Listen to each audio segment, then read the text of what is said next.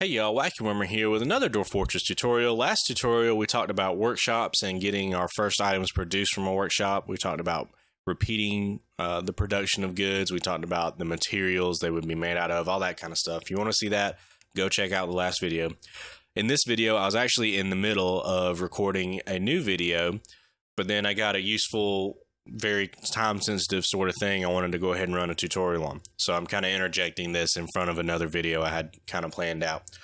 This is going to automatically happen in, I think it's fall of your first year. Not totally sure on the timing. I think it's fall.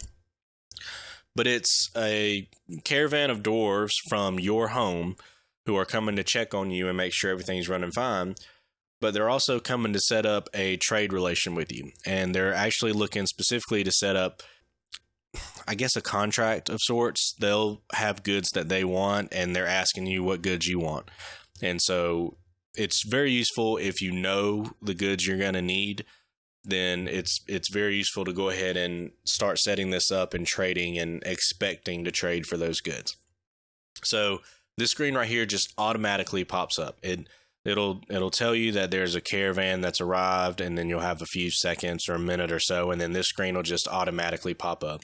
So I'm going to hit enter, and it's going to pop me out and then back in, and then now I've got news back from the homeland. So if our home fortress had been taken over by goblins, or if there was a new king or queen, or if something like that happened, it would be in this news reading right here, and we would get that information. I'm going to hit enter again. I'm going to hit A to finish peeking in on that conversation. And now he's going to want to know what request we have. So I'm going to hit A, and then I'm presented with this list of all the types of goods in Dwarf Fortress. I can use plus and minus to navigate through the types, so sort of the categories of goods. Then I can use my arrow keys to move about through the individual things, and then the left and right arrow keys to set the priority. Priority is going to impact the price that it's going to cost you to acquire these. If you set it to a higher priority, they're going to charge you up to like 300% of the base price for these goods. On the flip side, the same thing happens in reverse. They're going to have things they want, and your negotiations will result in you charging them, 200-300% for those goods.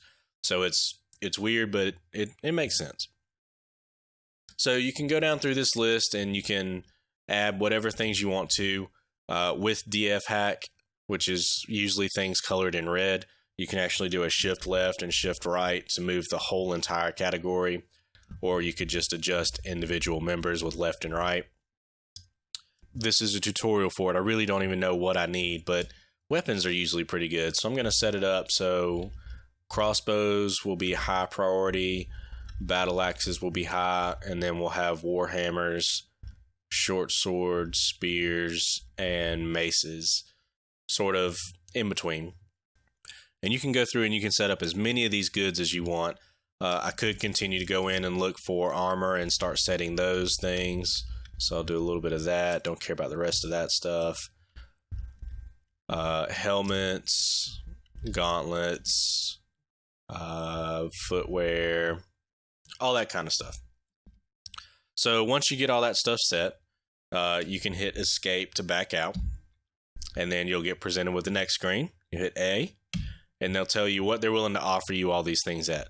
So everything that you didn't select will be 100%, but there's no guarantee that they're going to bring that on their caravan. But if I'm maneuvered down here to weapons, I'll see that there is a variety of prices here. So it goes all the way up for my max, highest priority stuff, 210, 202%. So that's actually not incredibly high. So 200% I'm pretty happy with. All the other things are kind of varied in that range because I don't need them quite as much. They're not expecting to sell that much to me. So they'll offer it to me for a slightly lower price, even though it's still above base price. Same thing, we did some bodywear stuff. We can check that. 175 is the highest there. I didn't mark any of this as extremely high priority though, so I don't expect it to be a very, very high rate. Okay, so once we're done with that, we'll hit escape. And then now they're going to talk about what they want from us. So these are the things that they expect us to provide them. Or I won't say expect, because we can trade them any goods we want to. But these are the goods they're willing to pay higher than base price for. These are the things that they need more than whatever other materials. So it's a good idea to wait for this to happen so you can start figuring out what exactly you want to produce. And usually there's, some base items here that are pretty common. Figurines are common, things like mugs, amulets, all that kind of stuff is fairly common. So you can kind of get the jump on that if you wanted to. But it's useful to wait for this to happen and see what they're willing to buy from you at higher prices before you really start up your export production chain. We'll back out of that, and then they'll say we're done and everything's good. And then we can actually go ahead and conduct a trade with them, except for the fact that I don't have a depot. I'm wondering where these guys are on the map. They'll hang around for a little bit. Let's actually go ahead and try it. Let's go ahead and hit B for building and then capital D for trade depot. I'm just going to throw it out right here. Let's see if that gets built and if they come along and hang out with us. That looks like a no. I don't think I have the architecture labor enabled actually. Okay. Anyways, that'll be for another episode anyways. I hope you guys learned something. If you have any questions or comments, please leave them in the comment section below. And as always, I'll see you in the next episode.